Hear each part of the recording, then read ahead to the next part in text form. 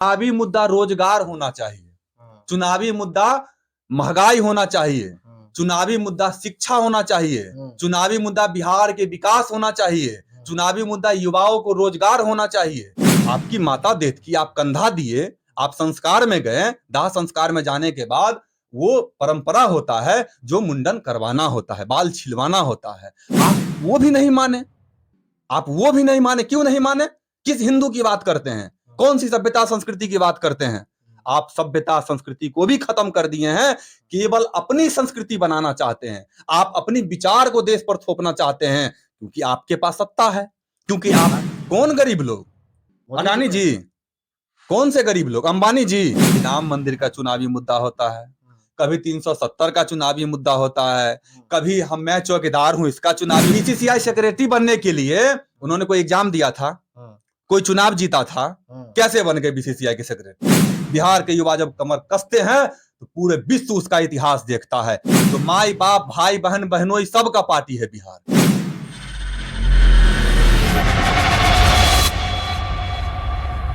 Future of Bihar में आपका स्वागत है। आज हम उपस्थित हैं पटना में, और पटना में हमारे साथ आज गेस्ट हैं राजद के शिक्षक प्रकोष्ठ के प्रदेश के नेता है चंदन ठाकुर जी।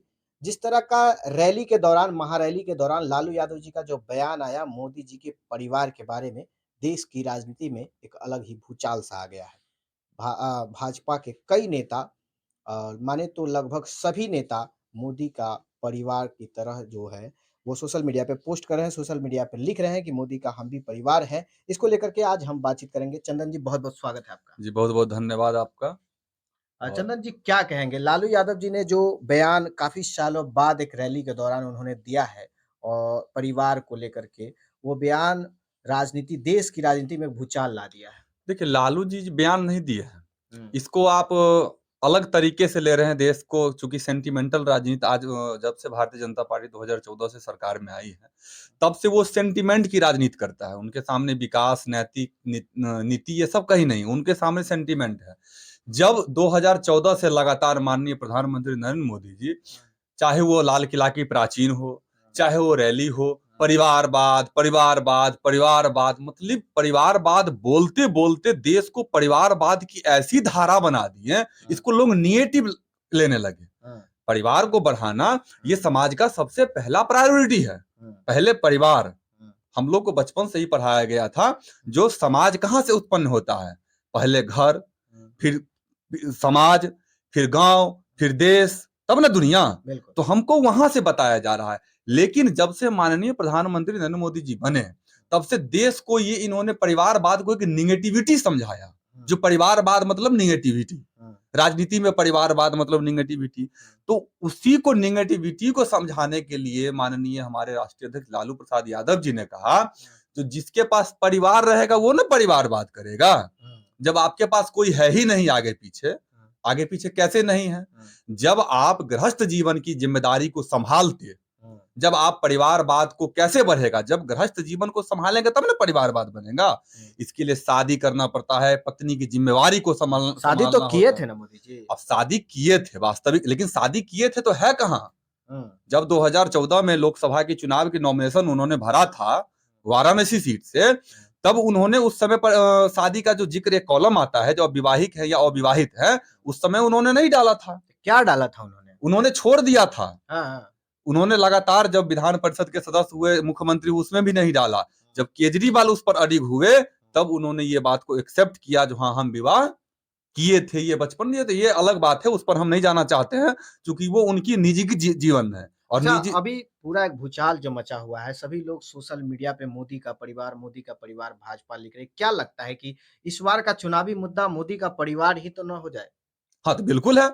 अगर मोदी का परिवार हो जाएगा तो लालू का परिवार क्यों नहीं होगा? क्या देश में एक ही व्यक्ति का परिवार हो सकता है क्या?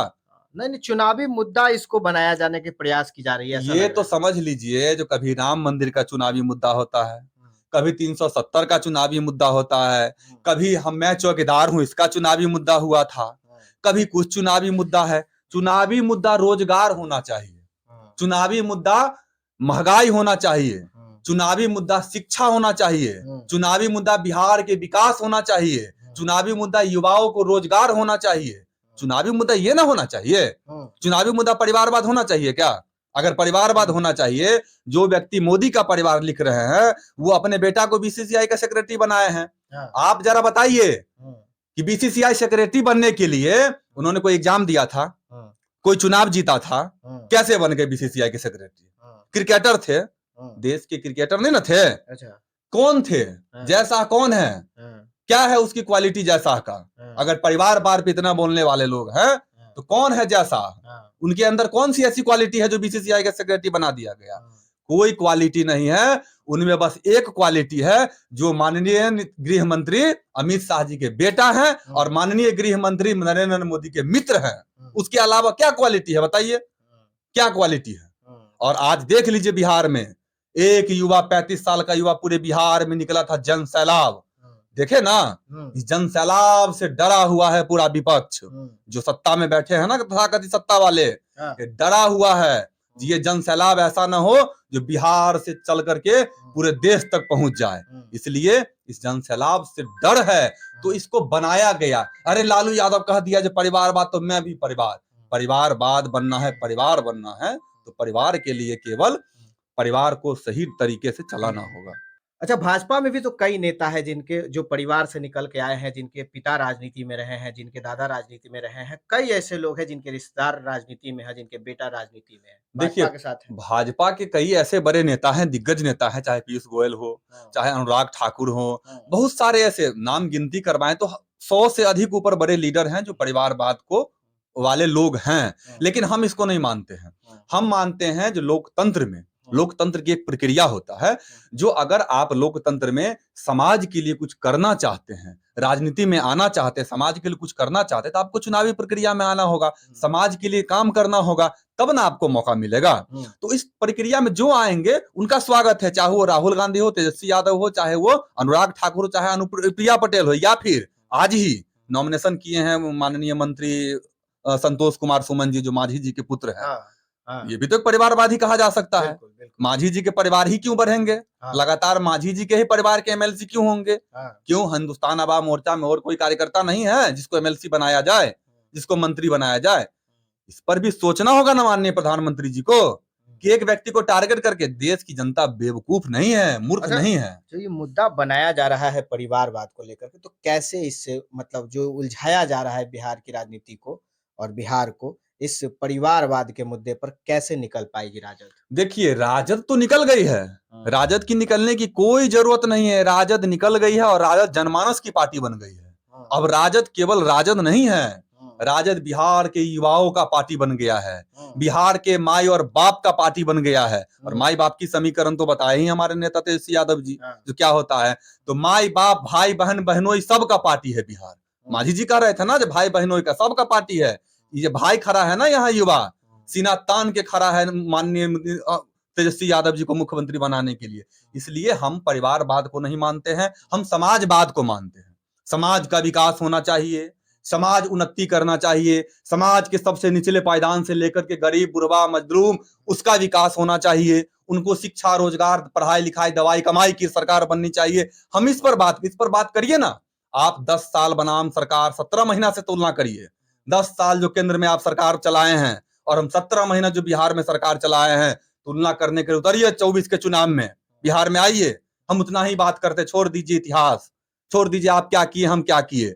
10 साल बनाम 17 महीना और बिहार का 17 साल बनाम 17 महीना, इस पर उतरिए और आप कितना काम किए हैं और हम कितना काम किए हैं, इस पर तैयारी करिए। जो हम जनमानस में कितना लोगों को रोजगार दिए हैं, हम महंगाई पर क्या करने वाले थे, हमारा पढ़ाई लिखाई, दवाई कमाई क्या है, युवाओं को आज बिहार में पता है आपको, जो मेडल ला नौकरी पाओ नीति बनाया गया बिहार में, आज से नहीं कई वर्षों से क्रिकेट एसोसिएशन की मान्यता रद्द है।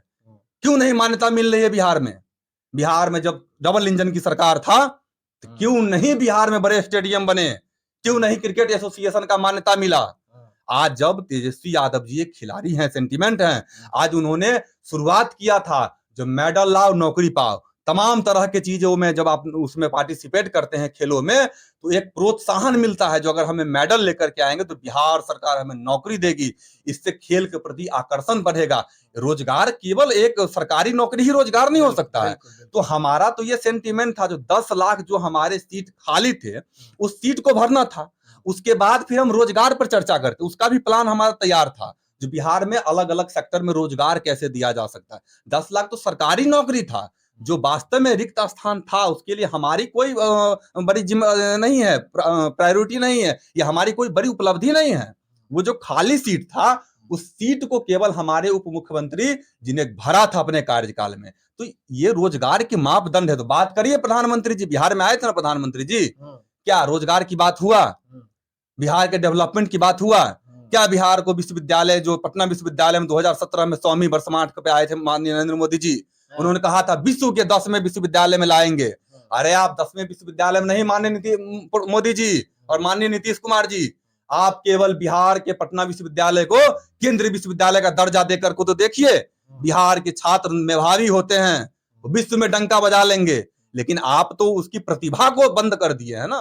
प्रतिभा को आप बांध करके रखना चाहते हैं, और बिहार के युवा प्रतिभा बांधने वाले नहीं होते हैं। बिहार के युवा जब कमर कसते हैं तो पूरे विश्व उसका इतिहास देखता है। इसलिए इस बार 24वीं इतिहास देखेगा, क्योंकि हुंकार पटना के गांधी मैदान से हुआ। कुछ लोग कह रहे हैं कि लालू यादव का यही बयान इस बार के लोकसभा में मुश्किलें बढ़ा देगी। नहीं, लालू यादव के बयान मुश्किलें क्यों बढ़ाएगी? कौन सी परिवार की बात करते हैं? वो तो कह दिए थे कि मोदी जी हिंदू भी नहीं। हाँ, बिल्कुल कहे थे, सच्चाई है।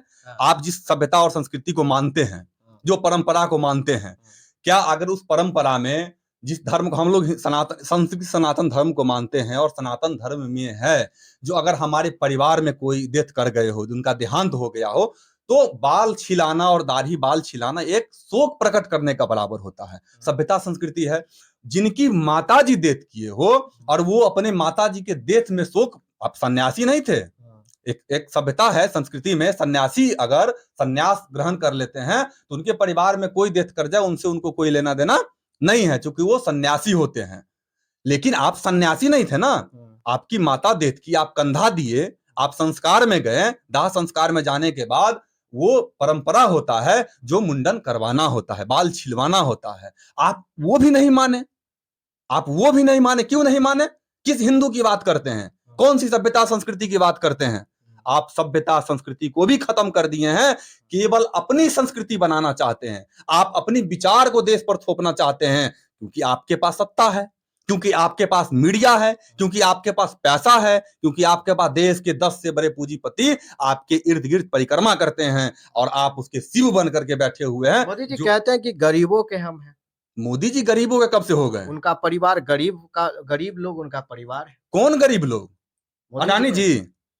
कौन से गरीब लोग? अंबानी जी? और कौन गरीब लोग? देश के चरवाहा उनका परिवार है। अगर है तो बताइए उस गरीब के लिए आपने क्या किया है? बताइए उस गरीब के बेटा के लिए आपने क्या किया है? बताइए उस गरीब के एजुकेशन के लिए आपने क्या किया है? बताइए आज गांव के सबसे दूर, आज जिस जाति से 80 करोड़ लोगों को तो राशन दे ही रहे।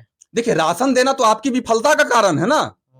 जब राशन अंत्योदय अन्नपूर्णा चला था मनमोहन सिंह की सरकार यूपीए 1 में, तो आपने क्या कहा था? राशन देना देश की गरीबी का प्रतीक है। जब देश की गरीबी का प्रतीक है, 2014 से 2024 तक आप सरकार चला रहे हैं और आप 80 करोड़ लोगों को राशन दे रहे हैं। आप तो गरीबी में ढकेल दिए हैं भारत को। ये गरीबी का प्रतीक है राशन देना। राशन आपका अमीरी का प्रतीक नहीं, आपका गरीबी, आपका विफलताओं का प्रतीक है। क्या लगता है कि रोजगार का जो मुद्दा है इस बार का, तेजस्वी यादव का रोजगार का मुद्दा है जो लोकसभा में असर कर पाएगा? देखिए, तेजस्वी यादव का रोजगार का मुद्दा नहीं है। जब देश आज 21वीं सदी की दौर में चल रहा है, जब भारत आज 21वीं सदी के दौर में चल रहा है, और 21वीं सदी में भारत 60% युवाओं का प्रतिनिधित्व कर रहा है पूरे विश्व का।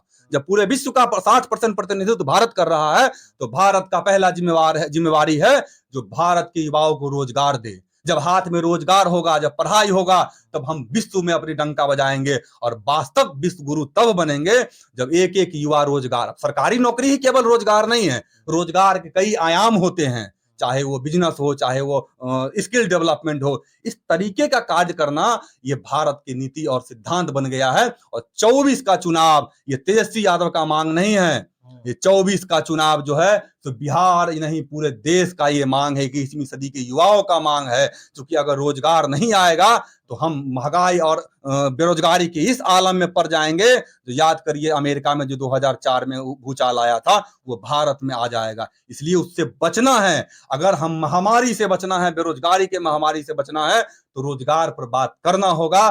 धर्म और जाति की राजनीति को छोड़ करके समाजवाद को आगे बढ़ाना होगा और बिहार ही नहीं पूरे देश के युवाओं को आपको आगे बढ़ाना होगा।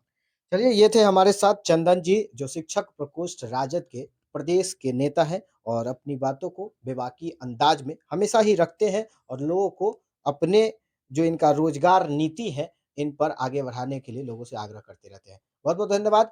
इस वीडियो पे अपनी प्रतिक्रिया ज़रूर दीजिएगा। जय हिंद, जय बिहार।